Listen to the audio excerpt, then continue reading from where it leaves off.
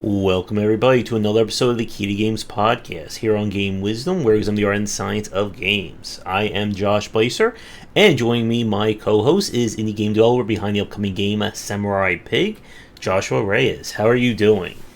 Doing good, my man. I got a little extra lights going on. Actually, no, I lost one of them, but I got some lights on. Been a busy week, and I'm a little excited to talk about this topic. I know it is something that we definitely need to talk about. It's a little bit for indie devs. How's your week been, man? Been a week of making studio improvements here. I Studio have improvements. my new drapes are up, so they're kind of blocking some of the sound. They show us up with the lighting. I finally have my boom mic set up. If you can see it, See that? I kind of cut the window in the display so you don't see while I'm talking. Sound levels, I'm still trying to get the adjustment for it. Just make it just right. So hopefully I am sounding all right to everyone watching. The problem when you're trying to record or trying to test sound, of course, that you hear your own voice, and it's just like, Yeah, yeah, my voice sounds exactly the same no matter what. yeah, definitely. So, yeah, we did a little testing with your voice earlier, but yeah, man, it's sounding good. Nice Yep, and good sound padding going on. yep. For the chat, am I coming in just right because I have the gain on OBS a little bit lower? I already lowered my own sound, like in Windows, just a little bit, which I think is helping some of the spiking, right? I'm having some lighting issues. All right, we'll see how things go. But again, let me know how sound levels are to chat. Hello, Joe. Thanks for stopping by, as well as Amanda and Rats there. Welcome, everybody. All right. So, our topic for this week, we actually had two really good ones that come up, but we'll be saving next week's discussion Yeah, for monetization, which should yeah, be a fun one. But good one. this is one that I've been thinking about, especially when it comes to indie developers, and this is Yeah, the risks or the pros and cons of genre mixing. So I came up with the perfect thumbnail because somewhere in a deep and spooky woods, someone right now is making a roguelike. And yes. if I had sound cues, I'd put like some thunder going on right now. We're Right. telling like a Fishing, horror they're putting story. fishing and they're putting farming in it. What else are they adding to that roguelike, Josh? Let's see, cooking, Cooking, driving. Don't driving, forget, it has to be an open world, maybe an world. MMO. Rename them. We also have to have card CC card collecting. Hey, And then Chris. also once you like get high enough level, then you can exit and it becomes a space sim. So we don't want to forget Yep. that. hmm And genre mixing is definitely one of the things that has really come out of the independent space over the past decade. This is that one area where indies have a pretty huge advantage over the AAA space. As we've said, AAA developers are great at iterating on design, they're not that great at innovating or creating something new. While the independent space is far more flexible, with being able to mix and match any single thing that we see fit. Be it cooking sims, horror, RPGs, driving, platformers, you name it. And one of the things that I see from a lot of developers, especially those that tend to start out or try to make a name for themselves, is I want to make that completely outside the box game. Let me make that driving dating sim card battler or the open world I don't know, raising llamas game. And it sounds like a surefire way. It sounds like if hey, if genre A is good and genre B is good, mash them together, Dragon Ball Z fusion style. Surely we'll have a game that is going to be better. Or in Right. another way, it will be a game that is bigger and will attract everyone to it. But that is not often the case. Yeah, more often than not, like okay, say we're taking the fishing and we're taking I'm a big fan of fishing in any game, but fishing and something else, and we put them together. And fans of both of those games might get you. You think you're going to draw both of them in, but they're fans of those types of games, so they're going to be the most like aware of like the genres and like what's needed for it to work, right? And hmm so like the main like one of the real problems is when you're genre mashing, and it's really fun to like go like a death metal album style and just like throw words together and see if this fits and this is not. And Mm-hmm. it's really good to get attention, right? It kind of helps you get attention. It sounds nice. Open world llama simulator, llama raising simulator sounds amazing. Like I'm gonna start working on it right now. But like the thing is that every genre you need to like that's extra resources and extra things, and you need kind of need to be a master at them, right? Because like there's MMOs that are doing fishing and farming and their games so much better than you, and they have so many people, right? And so like you have to keep those things in mind, right? Like if, for example, okay, you're doing an action adventure game, right? That's like pretty common. You got action and adventure, but we want to do action adventure and llama farm raising. And like all the llama farm raising fans, they know what a llama farm raising game is supposed to be about, right? And so when you're putting all those together, you have to put just as much work in each genre for them to be good. And then you got to put them together, right? So it's not only are you facing the fact of getting a genre to work right and to learn all of its tenets, all the things that make it work, and to make it stand out, and then you're also going to put it together and make it seem cohesive and that it's supposed to work, right? That's a hard deal. Mm-hmm. And one of the, I think, easiest traps to fall in here is that if you think that if I make a puzzle platformer, so I'm going to attract the puzzle fans, I'm going to attract the platforming fans. You're not doing that. You are attracting puzzle platforming fans. And that is a niche of those respective genres. And the more genres you put in the pot, the more niche your game becomes. If I want to make a first person shooter with stealth aspects and driving sims, I'm going to have to make a game that, is going to appeal to the Doom Eternal, Gran Turismo, Portal lover. And Right. how many of those do you have out there compared to, say, FPS or puzzle or driving? Right. And I mean, like we've said many, many times, like before we even get into like the financial aspects of this, like how much it's going to increase your the scope of your game, how much you need to scale up, how much realistically like, but I mean the genre, like the gameplay genre, like your gameplay has to be set in stone, right? And as you Mm-hmm. start scope creeping out and going here and there, your vision becomes really diluted, right? And then like the point we're talking about is getting like your gameplay mechanics down and set, right? And if so, we're iterating and you're creating gameplay mechanics, and your main gameplay mechanic is just like a shooter, like you said. Just if it's a one genre, then you're going to get those people. But when you add another genre in and the other genre is poor, it's just like dividing your resources up so much, and you end up with a very tepid product in the end. Mm-hmm. And like you said, when you're mixing genres, you can't have a weak link in the chain. You Uh, can't make a first person shooter and then have a platforming section. Let's say that platforming section is horrible or annoying. Or if it's a platformer, unless you put in stealth. And that stealth is just a frustrating mess. It just grinds the entire game to a halt.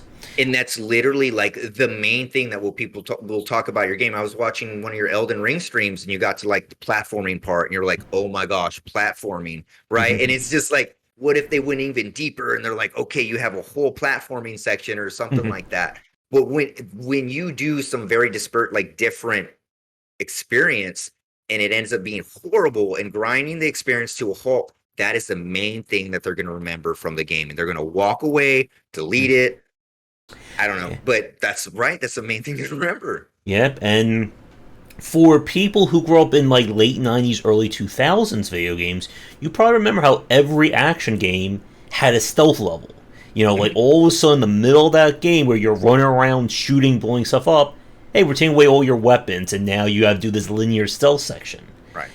And oftentimes, the stealth just feels completely counterintuitive to the rest of the game. Now, some games get away with these kind of sections, like the turn section, or, the auto scroller. That Yeah. feels like a different way of doing things. But when the player is forced to do something that, let's say, wasn't on the marketing box, like if you're saying this is a high octane action game, and here's a 30-minute section where we're just sitting around talking, it feels like a cheat to the player, and it upsets the flow of your game. When I was playing Ghost Runner on stream this past week, it's a high octane, like super high skill first person kind of like Hotline Miami style game. Ooh, But then it stops for a few puzzle sections. And then there are just pure platforming sections in first person, which can be a very big pain. And when I looked at the clear rates and the churn on Steam, it kind of went like 96, 56, 34, and that was within about 40 minutes of playing the game. And a law that I can basically point to is okay, here's the start of the game, here's the first puzzle, here's the first platforming section, here's the first annoying boss. And that kind of stuff, it annoys players. You don't want someone to feel like they're being forced to play something they don't want to. And right. especially, like we're talking about marketing, you don't want to market your game as X and then throw, Y, B, and L into your game. Yeah. Because, what if I didn't want that? Exactly. That's another thing. That's another thing, right? If you're advertising it, yeah, as it's the super fast paced FPS with puzzle platforming and stuff like that. Sure, but a lot of the games they just throw it at you out of nowhere, right? And Mm-hmm. so, like, I think I brought up this example. My wife was playing Final Fantasy 14. It's one of the very last like missions, and in there's a stealth mission in this MMO, right? In a final, and she's like, what is this? She didn't never even played stealth, like a stealth game ever. And then so she was, you know what I mean? Like out of nowhere, they just throw in a stealth game. That's a different example, but the game you were talking about where they throw in first person platforming and stuff like that, and no one really wants to do that anyway, right? Yeah. And then yeah, so that can definitely grind the experience to a halt. And so like getting a game with parts in it that you don't want to experience definitely is another negative aspect that you have to consider, Yeah. right? Like, does someone that's playing, I don't know, a GTA game, do they want to stop and do like farming simulation? Like, right? You know what I mean? Yeah. Do they? And 2 points there, like to what you just said, and what you said earlier, that it takes a really good designer to make this all work. Like if you've only worked on RPGs, let's say for your entire life, and then you say, you know what, I want to throw in Mario style platforming. It's just that simple. No, it is not. And if you think that if you go from making RPGs to platformers, and you think that those two genres translate, they really don't. This one they said we talk a lot about when it comes to reflex driven games and abstracted based games. That there's a reason why if you're good at first person shooters, you can be good at platformers or action games because they are very reflex based. If you have the reflexes for one, you can usually have the reflex for the other. But you can't just say, I'm going to go from playing Doom Eternal to Stellaris. And, none of those skills are ever going to translate. And the Yeah. same goes for the genres themselves. Oh, and then again, we've talked about we've talked about this before. When you're talking about none of the skills translating, right? So you learn like just one little thing, and it has nothing to do with the game. So like you Hmm? didn't really like learn anything or get better at the game. You just kind of survived or maybe made it through this one frustrating, difficult experience instead of learning a mechanic that might be used later. Like usually they're one-offs, right? And stuff like that. Mm-hmm. So that's definitely another thing to think about. Like, why would I be putting this one experience out there that's not even can contribute later in the game or doesn't help progress the player forward, right? It's just Yep. something to pad. Yeah, and to Chris's comment about creating a game well enough to create new fans, that is again one of the big. That's when we talk about the pros of genre Yeah. mixing and Yeah. why it's so popular. Because if you do stumble across that formula, that strange combination of genres that no one thought would work before, there wasn't a market for it. Did it. Yeah. That is striking gold. That is winning Yeah. the lottery for your game. Stardew Valley. People thought for the longest time no one wanted to make a farming slice of life sim for the PC. That's a console game. No one wants to play a Harvest Moon, Right. and he Boom. proved otherwise. Exactly. Um, Slay the Spire Slay the again. Spire. Slay the Spire kind of blew up deck building roguelikes, the whole roguelike genre. And if I forget it, one of the major topics I want to talk about later on is talking about thematic versus mechanical genres. So if I do say, is there anything else to talk about, somebody Got you. remind me to talk about that I got it. later. Oh, got it. But this ability to mix genres, that was sarcasm, Joe. But the ability to mix genres in these unique ways has been a cornerstone of the independent scene. And to Chris's other comment about, farming sim into a GTA, I mean, look at the My Time at Portia games, which is kind of Yeah. like open world slice of life with usually a dating, and you can just beat up villagers. You get into like mock fights with everyone, so the little girl can do like a spinning crane kick on you in the middle of a battle. And this is where we get very experimental, very unique games. You mentioned fishing earlier as one of your favorite genres. There was this game called Intergalactic Fishing, which is basically just like you fish in the universe and you go to different planets and you fish alien fish.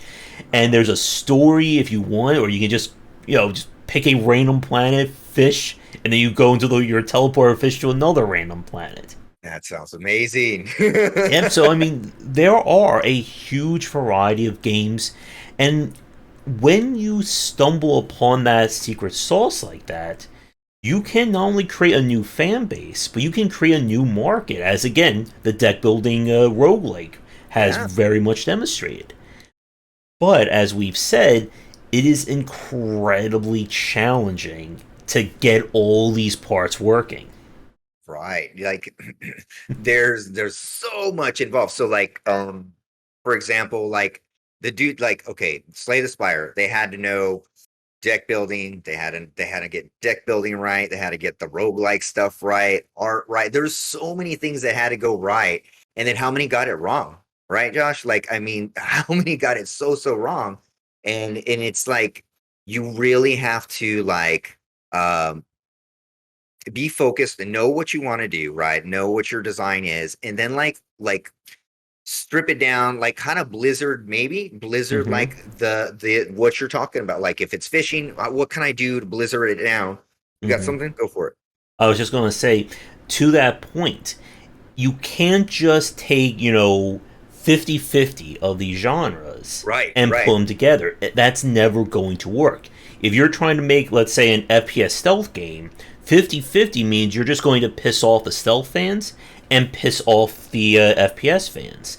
You need to create a new combination, something that has those various parts, and put it together. And And a reason for it to make sense, right? yep, it has to fit.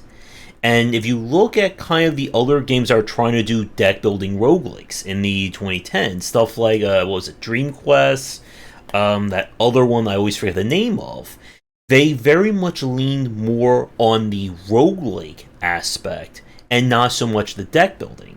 What Slay the Spire did that was unique and great at that time was that they mixed the two. They gave you a roguelike kind of design, but it also took a lot of elements from deck builders. But it never really, leaned too far in one way or the other. Exactly. Yeah. So, like we were talking about before, like, in that just like in basic design, like when you're trying to come up with something, find the pain points in a certain thing, right? If, find the pain points in the fishing, find the pain points in the road, remove certain things and change them. But like you said, you can't go 50-50, right? You can't just say, Mm-hmm. okay, well, this is a race you're racing, and then during racing, you have to farm crops to raise money to buy engines or something. That's pretty cool too, idea. But Yeah. I mean, Mm-hmm. it's all cool. Like it's all the ideas can be cool and they sound great, but it's just it's all in the execution, right? It's all in the Yeah. execution, and then how you market it. Um, and then we'll get into a little bit later that like as you're adding other things, remember we're talking about like scope and design, right? And so like you need really good designers. You're gonna have to bring other people aboard if you know what I mean, Mm-hmm. to scale up. Like maybe bring in someone who's really proficient in fishing games. Maybe bring in someone who's really proficient in shooting games if you're not.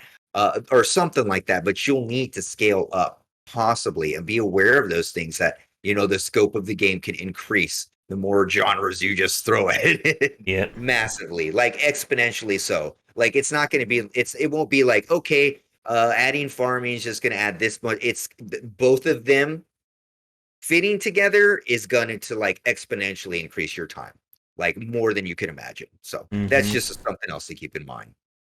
I think Chris were describing like Plants vs Zombies meets Forza. There, you grow all the parts. Yeah.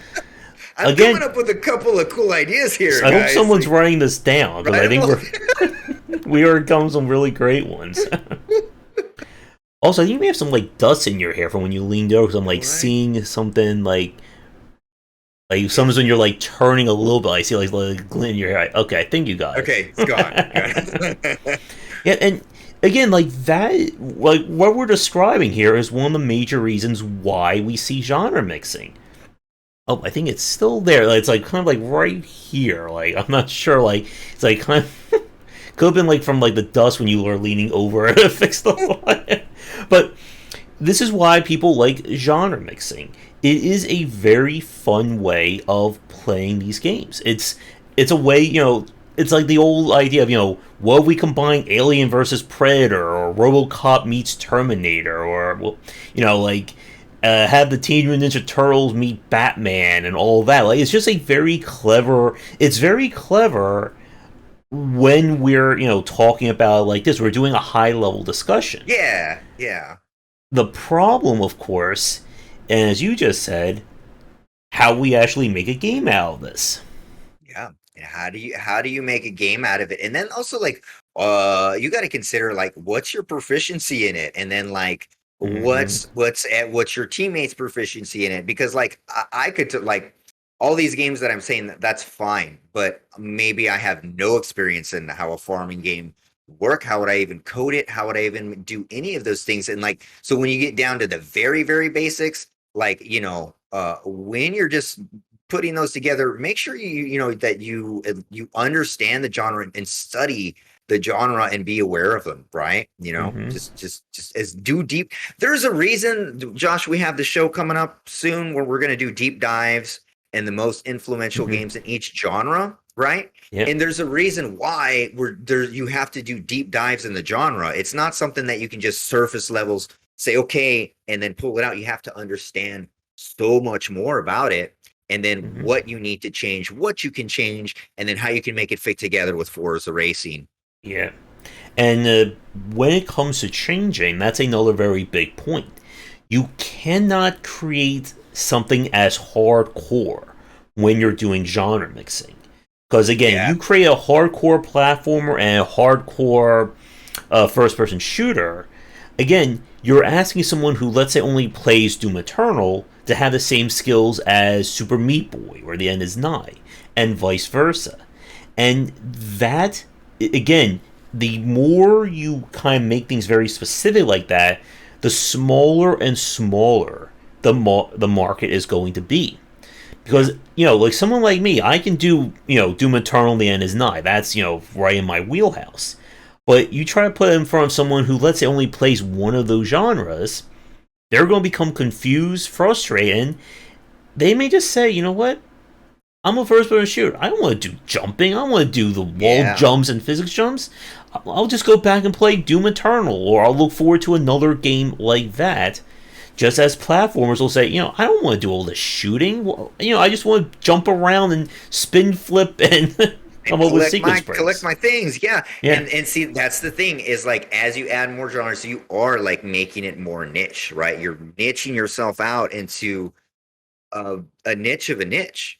Mm-hmm. And so that like makes your marketing even like more difficult, right? And so then you have to definitely be aware of how you're going to market that type of game. But yeah, especially like the more genres you mix in there, it just niches it out incredibly bad. And so, Mm-hmm. alienating people and then watering down your product also in the same way in a bad way. So Mm-hmm. And let's see, Chris has gone Dark Souls of dating sims. Yeah, and there was that period where everything was a Dark Souls of yeah. something. Yeah, Because has there been a Dark Souls of dating sims? I don't know, maybe. I know there have been a few like horror dating sims where if you don't date, you don't say the right choice, you get killed. So maybe Okay. that counts. Is it Danganronpa? Is it Danganronpa? No. Is it Danganronpa? Yeah, I think that's more a mystery visual Yeah. novel. Visual novel, yeah. Yeah. And as you dilute this down, it becomes harder to again market this game to those people, and you have to look at this as it's not a platformer, it's not a puzzle game, it is a puzzle platformer. So how do we make something that is a greater than the sum of its parts? Because if you again focus only on one or the other, it's not going to turn out right.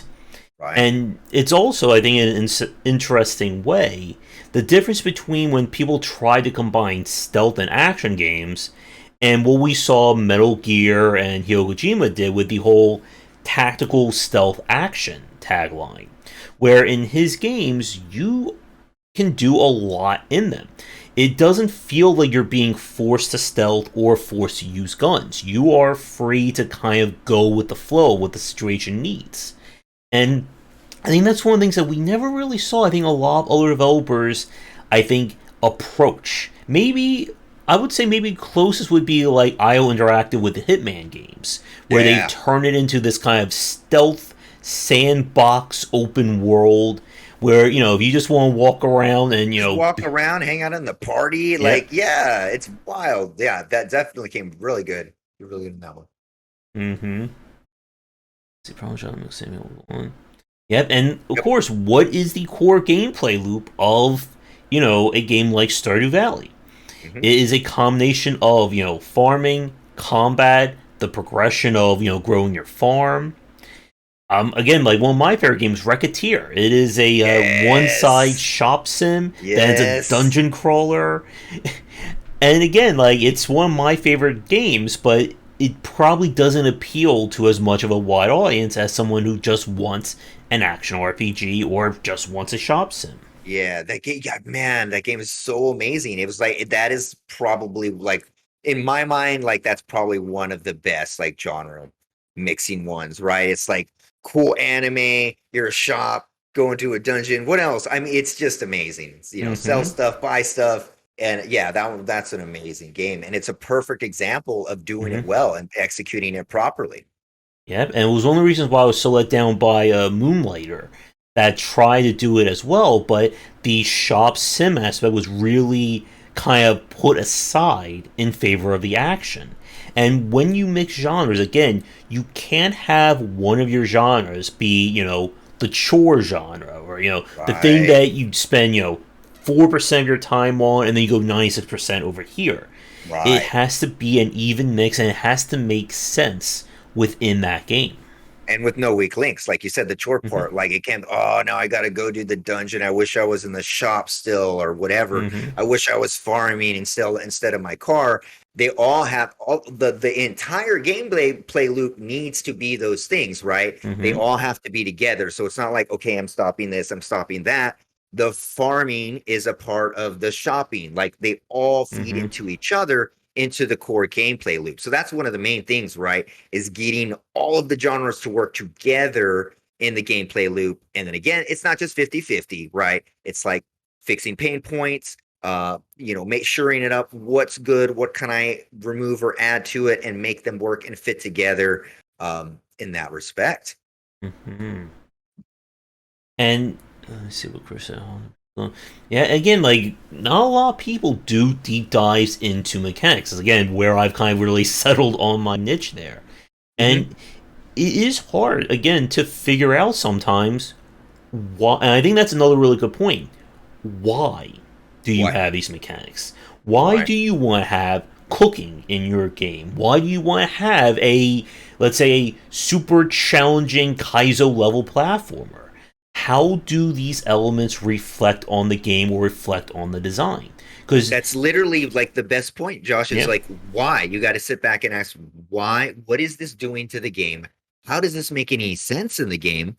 Because if you're just saying, yeah, I just want to throw that in there and I'm going to make it work and I'm going to put the square peg in the round hole, or it's you're not going to get the result you want, right? And so exactly, so being able to tell to know why exactly this works in the game, and then that explanation will lead to the gameplay loop and everything like that. So you're spot on that, Josh, for Yeah. sure.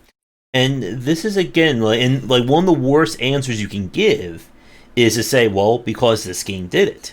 Well, yes, that game did it, but that doesn't mean You're you need to include that. There's a difference between a genre qualifier and just having a mechanic in it. And one of the big things I wanted to talk about is this idea that there are certain aspects of games that are, they are genre specific. We're talking about platformer, jumping, focus on agility. If it's a first person shooter, running, shooting, aiming. But there are some things that are just either part of the limitations of the genre or even just part of the limitations of the technology. When we had our discussion about modern retro games, I think we did. I'm not sure we actually had that talk yet, but or if it's still on the list. It's on the list. It's Okay. on the list. But I guess as a preview for when we get to that one, that so many developers who try to copy older games, they just threw in the sub because, oh yeah, they saw Ghosts and Goblins did that, or Final Fantasy II do that. That doesn't necessarily make it, one, a major part of that genre, and two, good design.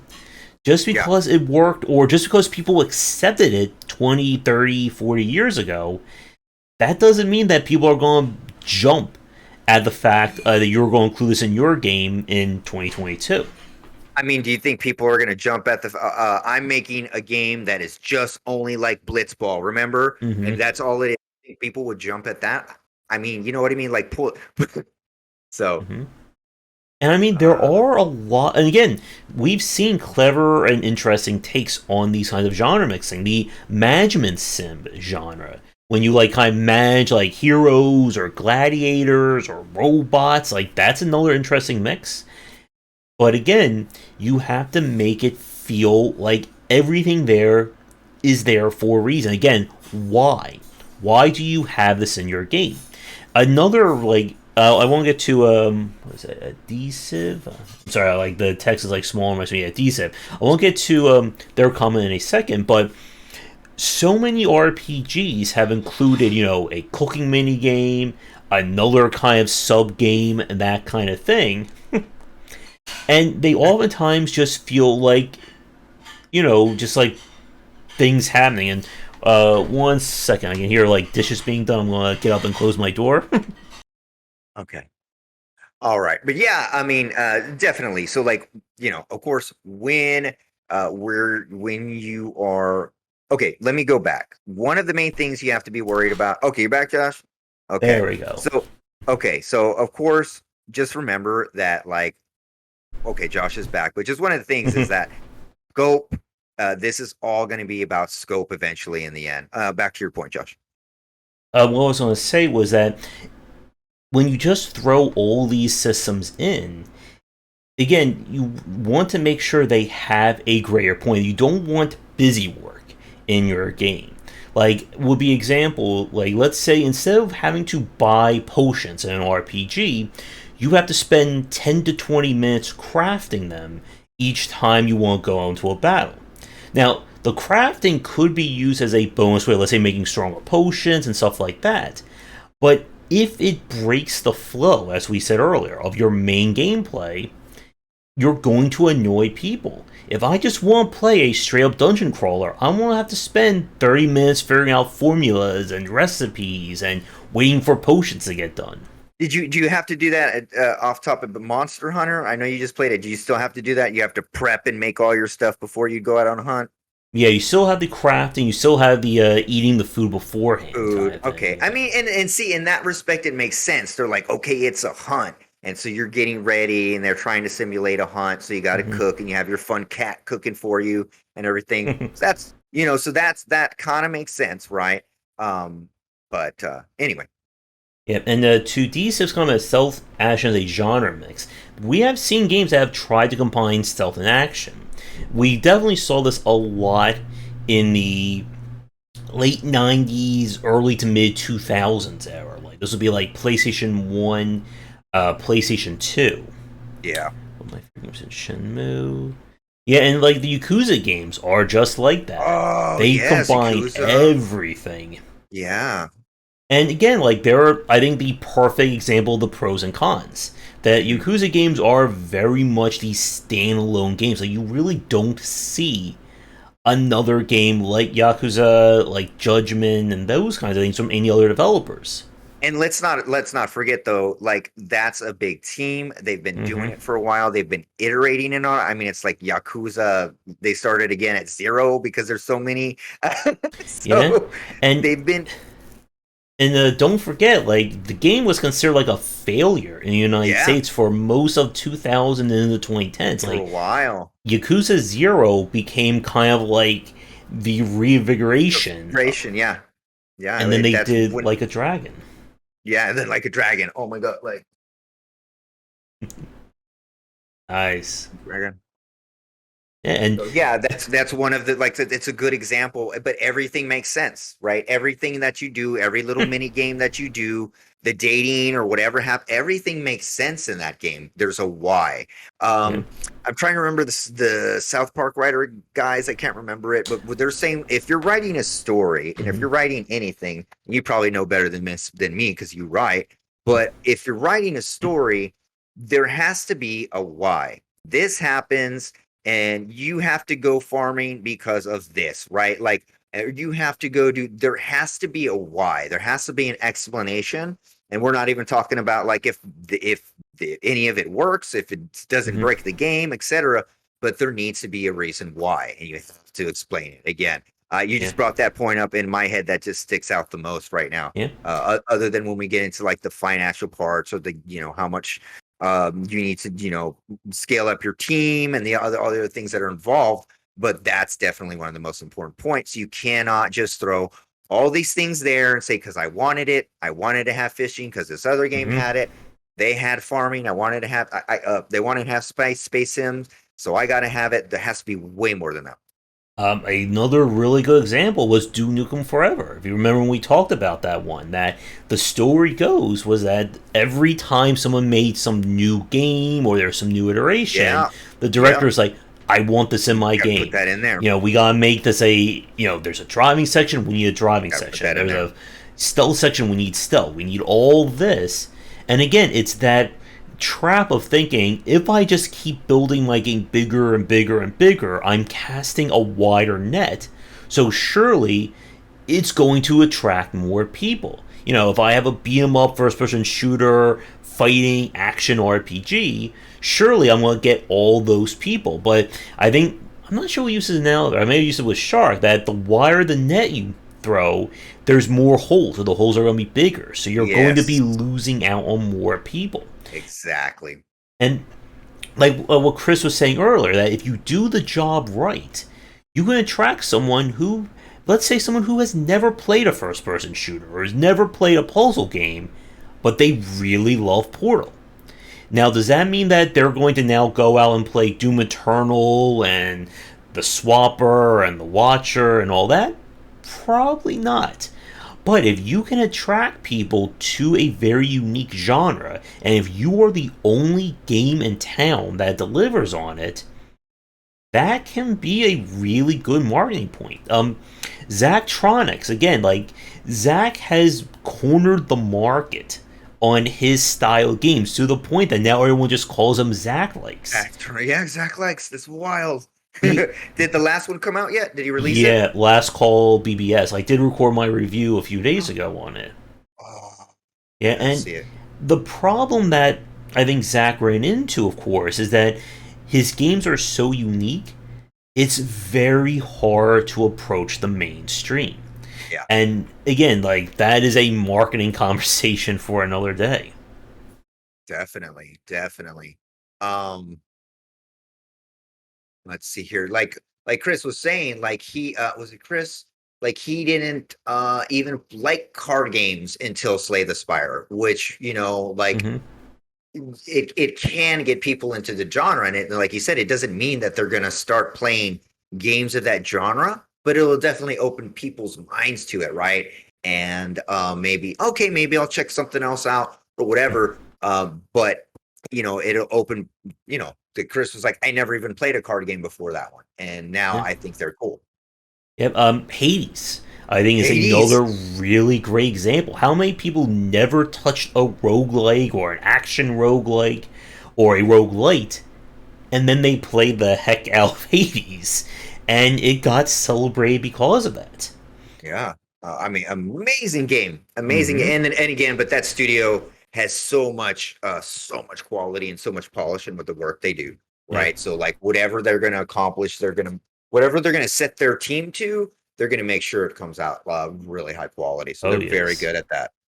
So here's a question: like when we were talking about the idea of like mini games and mini systems, I Mhm. want to throw this question to you and to the chat as well. What are your thoughts on games that like hide like ultimate weapon, super gear behind a mini game or a smaller system? Like if you remember, Final Fantasy VII had the infamous you had to like dodge lightning bolts like 200 times in order to get like someone's ultimate weapon. There was this game called Rebel Gal. I think it was either Rebel Galaxy or Rogue Galaxy. I'm confusing the JRPG with a space sim, but the RPG one, they had a Factorio style minigame where you had to set up assembly lines to produce goods, and that was how you would get access to, like, I think it was either the ultimate dungeon or someone's ultimate weapon to actually craft it. I love that, but I bet that drove a few people to pull their hair out when they were doing it. Okay, I love it too, and I dodged all the lightning, and I was like, yes, and I do like it, but again, we're not the majority of Mm-hmm. game players. You're not different. You're me and you are not of cut of the same cloth. So um, I think it's awesome. But it has to be really done right. Like you know what I mean? They have to know how to do it right. And like I'd be more afraid if I was a smaller independent team with less experience to just kind of throw one out there like that. I'm just Mm-hmm. gonna say I like it. I was talking. I actually, that's funny you brought that one up. I just had a friend message me like about a week ago about getting that weapon and like how much it sticks in his brain. Like that's the main thing he remembers about that game was getting that ultimate weapon. So you can get that right. Mm-hmm. Like, you know what I mean. You'll remember that event, like getting the ultimate weapon, because there was so much you had to do, and it was so different. Yeah. I think if you pull it out right and you can execute it right and there's a why and there's a reason. And sometimes there's not always a reason. They're just like, here's a puzzle, solve it, you get the weapon. But I think it's kind of neat. I think it's pretty neat. I'm gonna say like it's about 70% neat. Mm-hmm. Yeah, and the What do game you was think, Josh? Because you love it, Josh, right? You think it's like the best. I liked when they like throw something different in there, and again, if it can be interesting to play.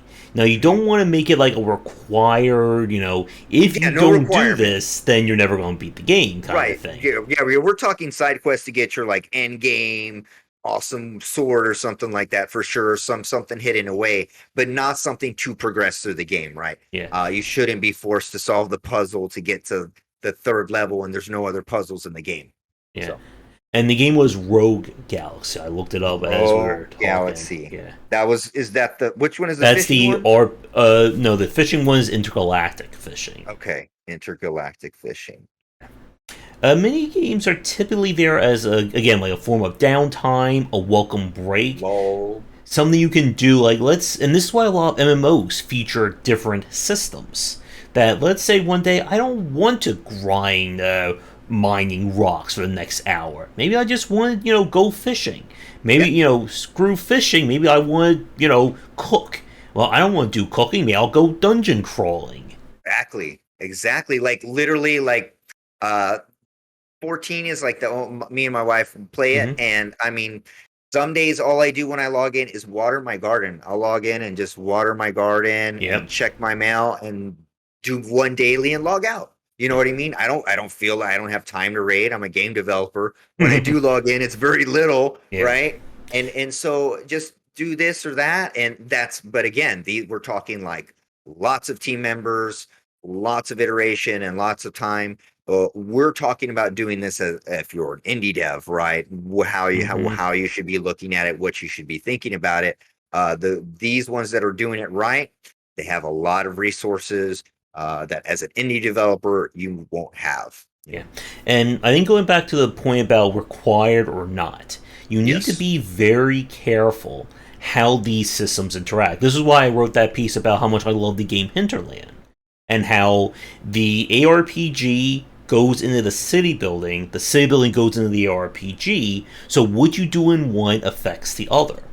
Now, that works when you're going for that kind of unique genre combination. If you're going for, different game systems in your game, you want to be careful about how much one affects the other. If you looked at Stardew Valley, for instance, if I, spend 100 hours doing all the farming and all that, that is not going to affect the combat whatsoever. I'm not going to get one weapon upgrade, one combat upgrade, and that's perfectly fine. If I spend, 50 hours mining and beating up enemies in the caves, I'm not going to get more romance options or more farming options. And that's the point.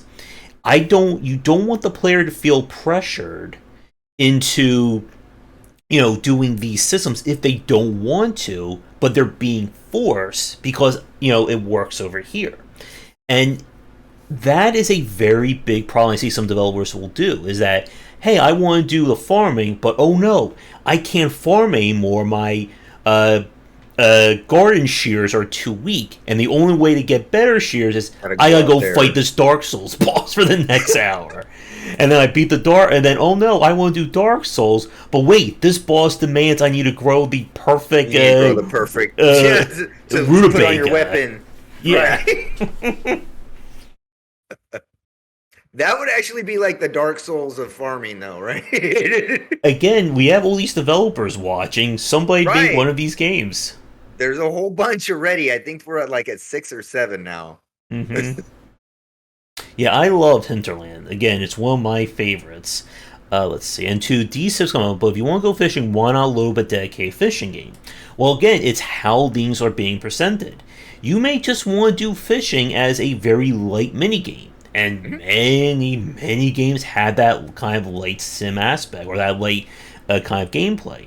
It's kind of like the difference between saying, I want to do, a Mario Kart racer, and I want to play SnowRunner or Mud Runner, where it's like the super, very grognard sim level. And Yeah. again, if you're doing something like in a Final Fantasy XIV or in a Stardew Valley, it's more about the entire experience. That, yes, I may one day just want to do grinding of fishing. But then let's say the next day, I don't want to do that. I want to do the farming. And the player is given that freedom to kind of grow and progress in these different tracks. Right. And maybe like Persona or Yakuza, right? Like you could just go around in Yakuza karaokeing all day and this and that, or just watching movie, just whatever you wanted to do. And then, okay, I'll go back to the main thing, right? So you could mess around. And the same thing like in Persona, if you wanted to go dating or whatever like Hmm. that. But I think Persona was a little more rigid by the days, but it still allowed some stuff. Yeah, and to Chris's comment, that is something that we see a lot in the mobile space, and like gotcha and live service titles. That they want you to hit every single loop and system in the game to try and get you to spend more time playing Yeah. it.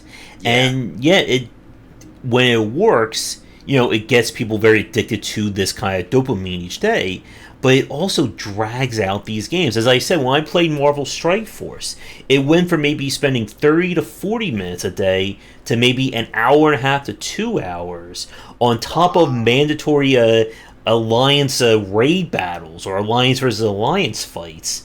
And I How'd just you got tired there. how'd you get that book written during that time, Josh? And yeah, this was before I wrote the book, thankfully. Okay. But yeah, it just got to that point where it's like, I really don't want to do this anymore. Yeah. Yeah, definitely. Games shouldn't be jobs. Hmm. Let me see here. So, Before we get to the thematic point, there is one other point I wanted to touch on, and that is the idea of multiple systems. So this is when we talk about games like Total War, like XCOM, and that kind of thing, and the difference between that and genre mixing. So a multiple system game is when you are basically creating 2 or 3 games in your title, and then you're switching between them. So in Total War, you go from the management kind of grand strategy layer to the tactical or RTS style. And that kind of design, that is when we started getting into very specific niches. Again, there are plenty of strategy games. There's only one XCOM. Just as there is only one Total War, one Europa Universalis, and that is definitely its own topic. And we may have to touch on that one more in the future. But I just wanted to put that in as kind of a differentiator. Right, right. Let's see here. And then we had thematics is one of the ones you want to talk about next. Yeah. Thematics and mechanics. Anything else before that? I feel like we're missing something here. Well, we can come back to it. All right. What's the most successful genre blend? I mean, we could probably say maybe like Grand Theft Auto, combining, or even something like a Red Dead. I always forget the name. Red Dead Redemption, the second one, the one that everyone loved. Yeah, Red Dead Redemption 2. Yeah. Was it 2? Is that what they called it? Red Dead Redemption 2? I think so. Man, I didn't play any of them. I didn't play 1 or 2. Yeah. And MOBAs are up there as well. Yeah. And again, it's always about trying to find what that mix is. What you're trying to do that is very different that you can stand out from. Driving games, yeah, we've seen driving, and again, I think this gets to this point that while genre combinations are very risky and it's something you have to weigh very heavily, on the flip side, it seems every other game these days is either a roguelike, an RPG, or a horror game. Yeah. And this is where I want to talk about thematic versus mechanical genres. That when we talk about mechanical genre, we have kind of these hard points or these foundational elements of what the gameplay loop is. If I tell you again, what you do in a platformer, what you do in a shooter. But if I say, what is an RPG? And I'm not talking about tactical CRPG, SRPG. If I just say RPG, what's an RPG? There really isn't like a hard rule for what the mechanics define an RPG. The same thing goes for horror. Now, again, we break this down to survival horror and action horror. Right. That's a different story. But horror is a very blanket term, and you can apply a lot to it. I mean, we look at the horror genre today. There is driving horror, cooking horror. There is a golf horror game. There's been fishing horror, dating horror. You name it. There is always, there's this mix of elements. So you can't just say, if this isn't in your game, it's not a horror game. Just as you can say, if this mechanic is not in your game, we can't call it a RPG. So certain genres have found their ways to be more the theme of the game, and then we attach different mechanics and systems to them to create something that feels like a very interesting mix. Roguelikes and roguelites is a really popular example. People have found they like this idea of growing and the replayability of a roguelike, but they don't want to play something like, Rogue or NetHack. So we take those elements and we add them to another genre. Exactly. Driving horror, yeah. Driving horror, golf horror, yeah. Mm-hmm. Yep. Let's see, yeah. And man, again, like with some of these systems, the idea of putting clothing on characters, we can put that in a game about going to a dungeon fighting monsters. We also do that about a game where you go to the mall and shop with your friends. Exactly. Dying is fun, yeah, and growing in power and all that. And it's why we've seen so many developers be mixing these roguelike elements. Because you can have a game where you grow in power. You have to repeat runs.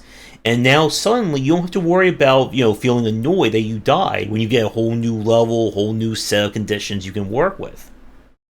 Yeah, Yeah, and RPGs being hard. Yeah, that's like one of the hardest one to define now. I mean, I'm trying to remember when it started. Was it like 2000s when everything got RPG elements in it? And mm-hmm. yeah, and so then it's just like, I mean, there was RPG in your sports games, there was RPGs in your fishing game. This everything had the RPG like elements, which, and I guess we were just talking about like what stats and leveling and things like that. Like Call of Duty Mm-hmm. became an RPG if you want to think about it in that way, right? Yeah. To be from leveling stats and all that stuff. So yeah, RPG is definitely hard to define in that regard. Yeah, I mean, we all love, that JRPG Call of Duty, right? It's the perfect Yeah, one. man, I love the turn based. I really love the turn based and the dress sphere system in it. Yeah, and to D-Civ's comment again, like this is something that we've said before about the dangers of mixing these genres. Because again, many developers saying just add a skill tree and now my game's an RPG. Lo and behold, we're done. Hmm. And it's why a lot of the open world style games don't interest me because I find that kind of RPG to just be fluff. You're limiting me from being able to play your game due to this kind of abstracted element. It's why for me, like I don't like the Oblivions and the Bethesda style RPGs because I want to play a game where if I swing the sword, I hit the enemy. Not I swing the sword, and then the game says, "Oh, that sword that you saw hit the guy." No, it Yeah, completely missed. It glanced off. You didn't hit him. yeah, that's always fun. I love your hate for the Oblivion and Skyrim games. And again, it's why I really gravitate towards the Dark Souls games because Dark Souls and the Souls likes have RPG elements to them, but they're very much more along the lines of being an action game. Mhm. And it's not the same, again, it's not the same action as, say, a Bayonetta or a Devil May Cry. That's its own specific element or its own specific genre. Yeah. I was talking to the wife about this before, and she was saying, like, basically, I can really only imagine like two genres like getting mixed together and it being effective. Like, when you start throwing a whole bunch of stuff, it starts watering down a lot. You know what I mean? Mm-hmm. So, really, just like, action adventure, horror driving, stuff like that. When you start horror driving fishing, that makes no sense, right? Like, Mm-hmm. it can, but it's like really like two genres. Probably you want to stay around there. Don't go too wild. We can. That's where you can hit gold, of course, if it works. But usually, like two genres, it seems to be where it really hits off. Seems to work well. Yep, and you can have like multiple elements of those two genres. If Mhm. you look at the survival crafting genre, like you do a lot in those games. You build structures, you fish, hunt, cook, upgrade, fight, but it's all kept within kind of those confines. Yeah. I don't know, Chris, because I'm good at Bayonetta Devil May Cry, but I am horrible at fighting games. Yeah, yeah. Yeah, there's not a lot of like, I'm good at fighting games, but I'm not so good at like Bayonetta or Devil May Cry. So there's not. I would have to agree. There's not overlap there. Yeah, and again, what you combine from these genres has to make sense. A really good example that we played lately was that Metal Hellsinger, which is kind of Doom Eternal meets rhythm game. And Mm. it's a very great combination. And what they did, of course, was they looked at both of those elements and they tried to make things work from both. But at the same time, there's also enough affordances and approachability aspects so that yes, if I'm not the best at music, at rhythm, which I am certainly not, I can turn that stuff down. It's still a factor, but now it's just kind of like a heartbeat rather than, having to pay attention to the rhythm of the music. And that was how I managed Right. to beat that demo. But again, Wow. like the point is, when you're playing a game like that, it's not going to go Doom Eternal levels of push forward combat or I don't know, a music game, but DDR levels DDR. of music as well. It has to be somewhere in between. Because again, you're not building a hardcore first person shooter rhythm game. You have to build a game that's a combination of those two and attract people who want that specific middle ground. Right, like an amalgamation. That'd be the word. Yeah. Yeah, we're gonna have everything with a random number. Yeah. And again, one of the big things and why we talk about being able to study genres is that you need to be able to answer that question of why do people play these specific genres? What Exactly. attracts someone to a platformer? What attracts someone to a first person shooter, to a puzzle game? And how do we get that feeling without the downsides? And that is another very big point. If you're genre mixing, you don't want to include the pain points of those respective genres.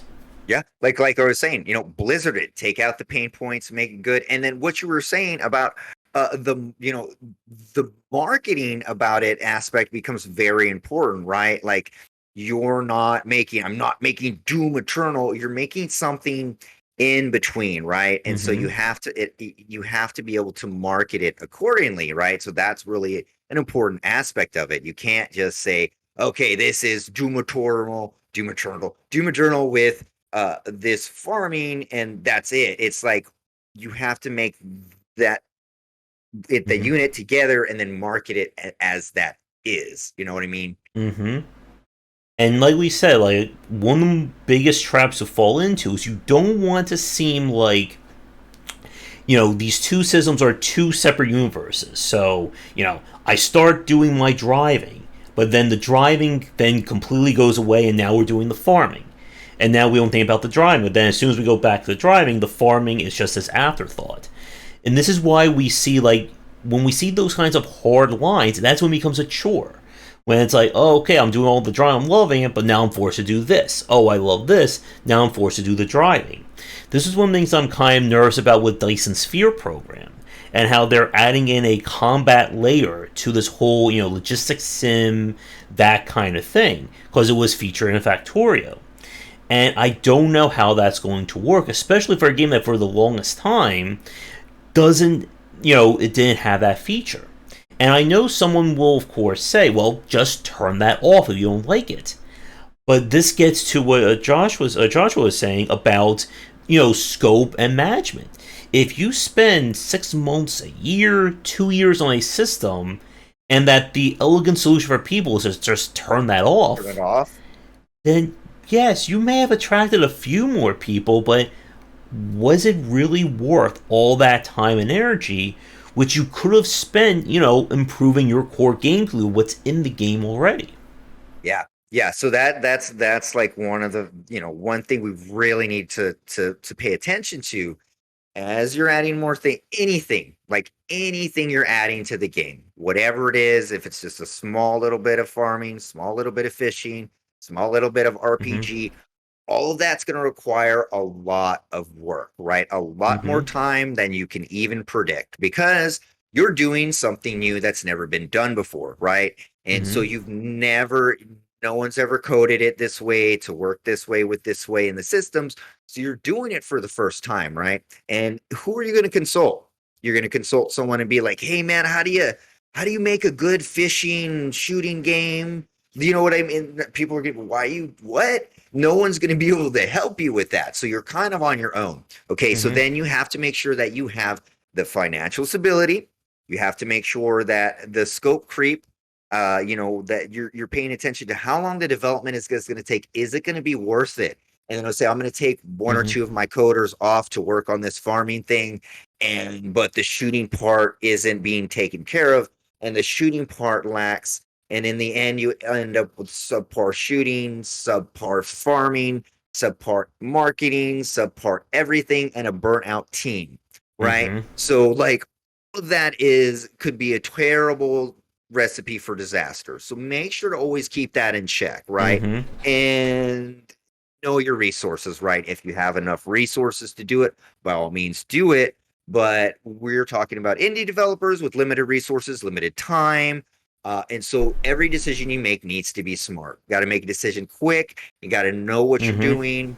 And we do have the ability to pivot, move quick, and we can change things. But make sure what you're doing isn't a massive waste of time. And I've said this before.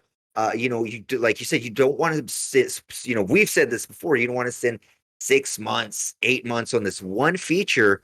The player turns it off, doesn't use it, and it for what you. So now the amount of money that you'll have to recoup for that one feature, you know what I mean? You'll have to overcome that Mm-hmm. one feature that's never even being used. And so that's definitely something you need to keep at the forefront of your head for genre mix. Yeah. And 2000 Moon's comment, one of the reasons why I think a lot of the older games do hold up when they mix so much stuff in is that they do keep things relatively simple and light. Simple, Um, simple, light.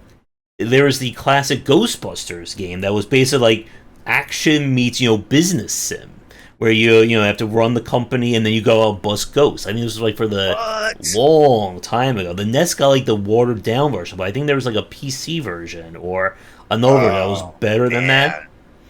And again, there's a reason why stuff like XCOM and those kinds of games really do work, is that they combine these aspects and they make everything feel integrated. There's a Hmm. reason why you do this system, because it helps you with this, which then helps you with this. And all of a sudden, everything combines, and you have something that works out like that.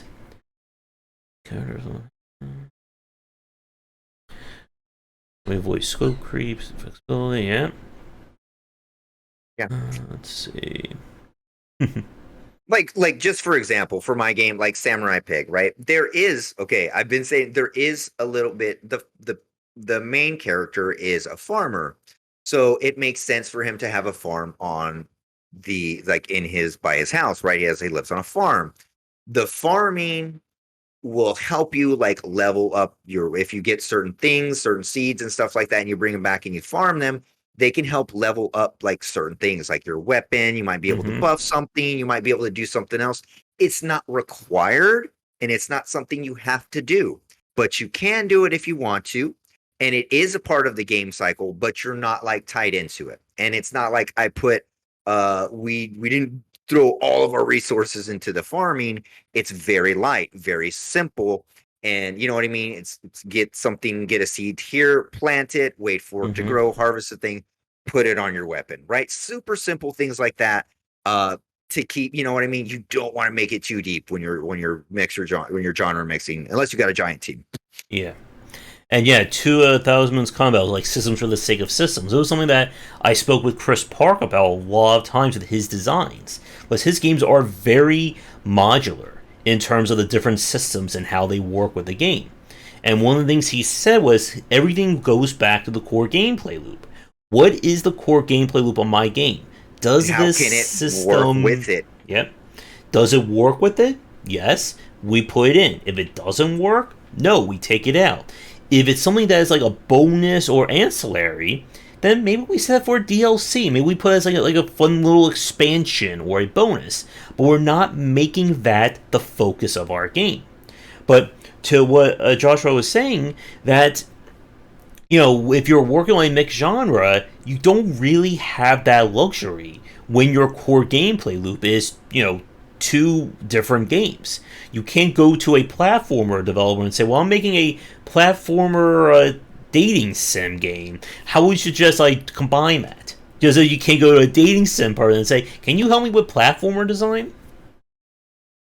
It's like going to like a doctor, to a heart doctor, and saying, my foot's bothering me. Can you help What, me? bro?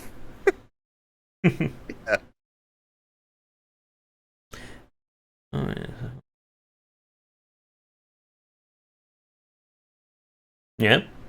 Oh yeah, and to that kind of about graphics and budget. One of the reasons why roguelikes use ASCII code for so long is that Yeah. it cuts down the cost of art assets. Because if you're trying to build a procedurally generated game, you don't want to draw and create all the assets to be procedurally generated like Right. that. You just use ASCII. This is grass. This is a wall. This is treasure. And we've seen a lot of games, especially like some very experimental games, who will have very basic graphics and kind of use that as a way not only to add style to the game, but give it that different look to it. There was that game that I played a few months ago. It was kind of like a like Lovecraftian like dungeon crawler where you like work for this agency. I can't remember the name of it, but like it uses like very abstract images for all the demons and monsters that you fight. And yes, it looks hokey and looks weird, but it also gives it that sense of style. If you want to talk about like high style, there we look at something like World of Horror that just does as much with like Juji Ito inspired art as one can get. Subtractive design. You know, a lot of developers will again, as Josh was saying, like you can take stuff out like Blizzard does. That if something is just there because, or if it's adding unnecessary frustration or confusion, get rid of it. Like just because it's a part of the genre doesn't mean it's it a part. belong. Yeah. of Reloading. If you remember with Doom 2016 and Doom Eternal, they took out reloading from an FPS. And Can you imagine someone was like, yeah, okay, we got to take out the reloading though, because it's like, slowing down the pace. mm-hmm, Well, that makes no sense. So you can't reload a gun. It's a gun. You got to reload the gun. mm-hmm. But it helps so much, that one little simple tweak, right? Yeah. So, And again, that's them trying to do this whole thing with the push forward combat philosophy. That they and, were, adhering to this system that they were working on. and honestly, that's so funny because like when I'm a terrible shooter. Like I jump in, I get headshot right away whenever I'm playing multiplayer or whatever. But that's I would die reloading more than anything else. Like when in multiplayer, like I reload at the wrong times. And then while I'm reloading, I'd get shot. So like reloading was one of the pain points for me in shooting games. So that's they were. I wasn't the only one. Yep. And again, like with the Doom Eternal situation, there are people who don't like Doom Eternal, like people who like traditional FPS games. Mm-hmm. But they're designing a game for a unique audience. Again, we could say something about like with Ultra Kill. And like this would be an example again, I think we're about like an hour 10, so I think we can probably start to wrap things up in the next few minutes. But this idea that you are creating something for a different audience. You may be able to pull people who are hardcore shooters or, hardcore driving sim fans, but you are creating a very specific niche. Disco Elysium is another example of a game that kind of came out, it did its own thing, and it resonated with people. Inscription would be another good example. I think of a few other ones off the top of my head. But again, these are games that do something that is different. But you have to go into understanding that you are not going to be attracting the 100% super hardcore grognard level fans to your game that's combining this, with this, and so on.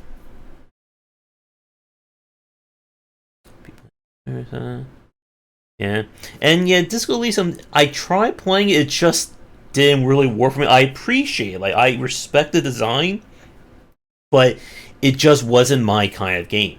Yeah, me neither. Me neither. I Yeah, wanted to like it. I really wanted to like it, mm-hmm. but I have a lot of empathy, so I want to like all games. Yep, and to a D-Sip's comment, exactly. It's why a lot of adventure games have tried to break the norm have really struggled.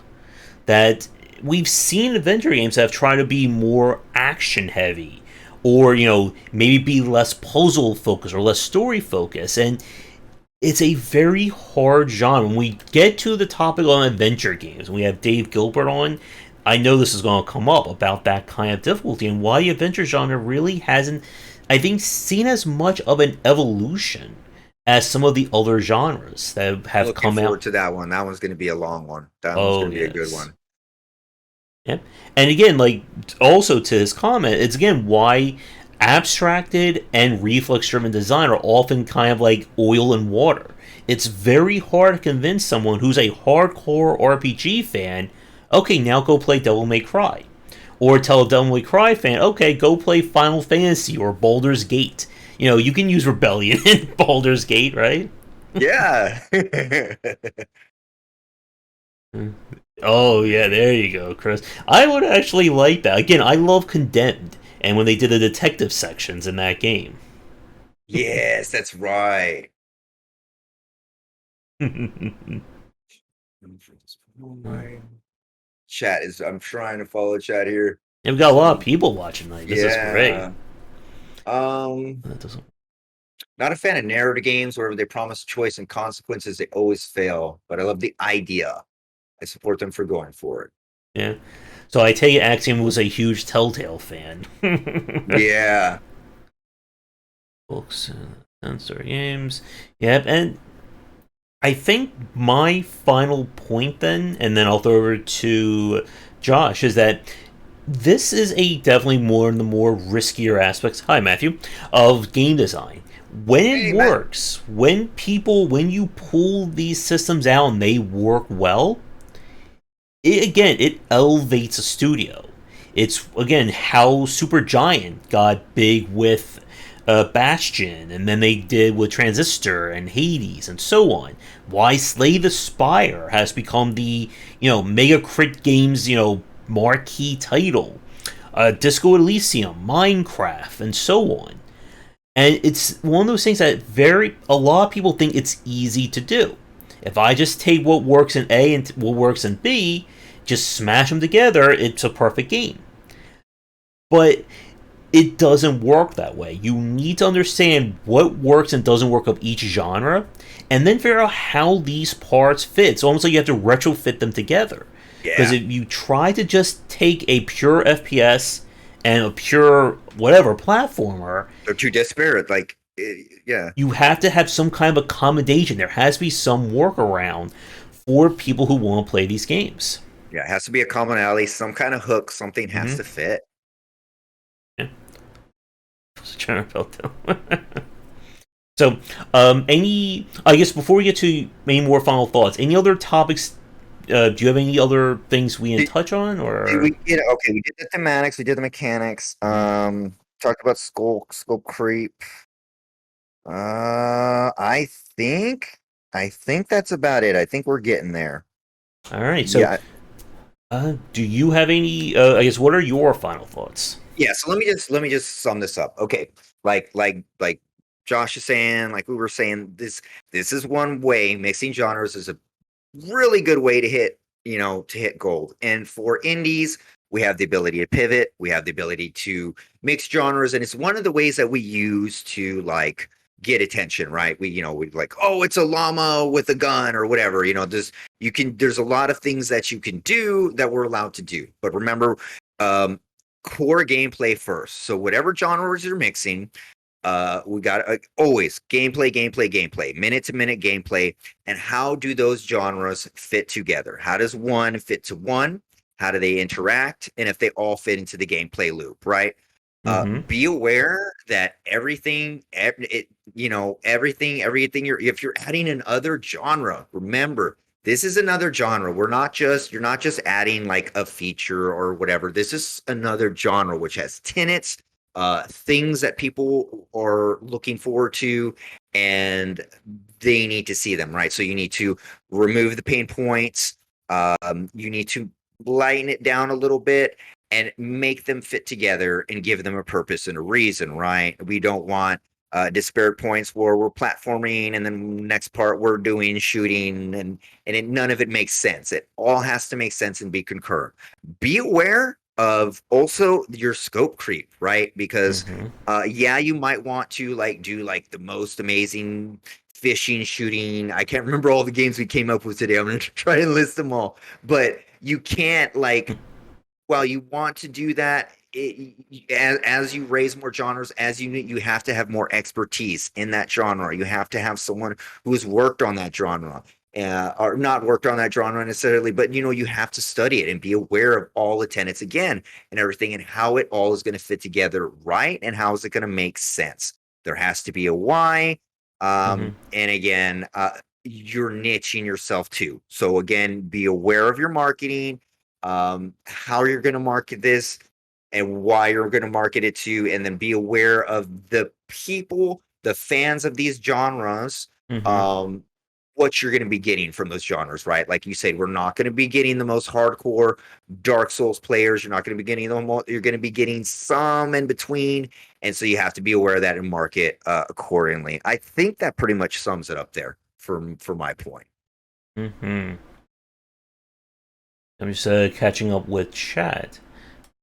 One game coming, boom, yeah, and it takes a long time for this to work. It's why when we see developers who their very first game is trying to mix all this stuff up, oftentimes it ends up just being this very confusing mess of Using elements. water, yeah, and again, yeah, like all it's confusing and because like if it's a new dev, you're literally learning how to make a game right at the start, right? Like you're learning how to program, you're learning how to make things load effectively, how to animate and all this stuff. And so when you're putting too much on your plate with genres and stuff like that, you're definitely going to come out with a very watered, bad mess, very buggy, bad mess. Mm-hmm. So especially for your first games, like I always recommend keep it very, very simple, very small, very short. Get a game out under your belt. Mm-hmm. Don't make your first one that MMO farmer fishing game. That's one of the things. That's one of the things that we always espouse here. Is Mm-hmm. I espouse your first game should be very simple and very gameplay oriented. You know what I mean? And then from there, as you get more and more with the genres or more suited with the coding, etc., then you can expand from there. But definitely start small in that respect for sure. Yep, and again, you have to look into each genre. You have to do that research. And we've seen developers who have done amazing things as their first game. But that came with a lot of research. That came with studying and probably doing prototype before they actually make their first commercial product. Right? Again, They might have made like mhm, tons of prototypes before you've even seen something, right? You know what I mean? They might have been prototyping for years on different stuff before they said, "Okay, this is my first game." That's their first game that they might be releasing to the public. Before that, they might have made a whole bunch of different internal prototypes. I know personally a mhm, whole bunch of devs who do that. They prototype and prototype and prototype and do different things and see what works so they feel like they're comfortable enough with the engine they're working with, the code base they're working with, the genre we're working with, and then they'll finally do a game that they want as their first one. But again, they keep it simple. You keep it within scope, a reason, a why, marketing, funding, etc. mhm. And like we said, give it time. You have to do this research. You have to be able to have all these ducks in a row. And yeah, sometimes it can be a bit of luck, as Axiom said, and Yep. it sometimes you just never know when you have that combination. Everyone falling with like something like Power Wash Simulator or Goat Simulator, that Euro Truck Simulator. Yeah, Sometimes a game just comes out that it surprisingly resonates with a lot of people. But that also means that you shouldn't just immediately go and copy that game. And again, we yeah, talked about that, way in length when we talk about like Vampire Survivors likes and for trying sure. to, beat someone at their own game. Yeah, definitely, definitely, definitely. All right. Well, I think that's all I have to say. I guess anything else from you? No, I think that's about it. I'm looking forward to everybody's llama fishing, driving, survivor mix up games or see Burning what Forza. yes, with Forza. There we go. All right. So hopefully my sound levels have been kept in check for everyone watching. Hopefully I didn't spike too much. Hopefully I'm still sounding crystal clear. But Perfect. hopefully I will never touch the sound settings again. But we'll see how things go. So we'll wrap things up for this week's episode. So thank you to everyone watching. Again, do liking, subscribing, commenting. You'll find links to my stuff on the or find information up on the overlay as well as down below. Yep. And same thing for me. Links down below. Follow me on Twitch, Twitter, and please wishlist Samurai Pig. It will be coming out soon. Date will be released shortly. So You just need to add in that driving sim now to the I just game. need to add the driving sim. So give me a few weeks to add the driving in, and then we'll get ready to release it. Exactly. So if you want to catch these shows live, you can find we do them Saturdays starting around 5 p.m. ET. And come back for daily discussions on game design here and on game wisdom, where examine the art and science of games. And yeah, that's a crazy idea, Joe. Maybe count like a Yakuza's Like a Dragon when you're beating up people and collecting them in your enemy Yeah. database there. I love this. And for those of you watching, if you have any more crazy combinations, let us know in the comments down below. Yeah, We need for real. a really good database of them. Definitely. All right, everybody, have a great rest of your weekend, and come back for daily discussions on game design here and on game wisdom, where some of the art and science of games. And until next time, take care.